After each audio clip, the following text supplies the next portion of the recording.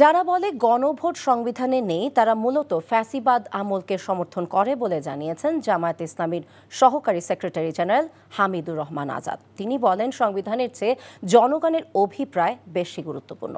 সংবিধান মানতে হলে ২৬ সালে নির্বাচন আয়োজন সম্ভব না উল্লেখ করে তিনি বলেন, সে অনুযায়ী ৫ বছর পূরণের জন্য অপেক্ষা করতে হবে।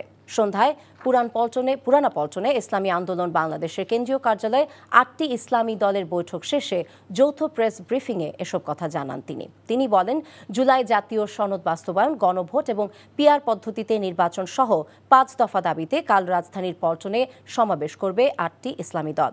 এই সমাবেশ থেকে সরকারকে চলমান আন্দোলনের বার্তা পৌঁছে দেওয়া হবে। আমরা হঠাৎ করে শুরু করে নেই, দীর্ঘ ৪ মাস পূর্বে আলোচনা মধ্য দিয়ে আমরা চেষ্টা করেছি ঐক্যমত পৌঁছার। যেখানে ঐক্যমত হচ্ছিল না সেই জায়গা থেকে আমরা পাবলিকলি এটা অ্যাড্রেস করে আমরা একটা জনমত তৈরির কাজ করেছি।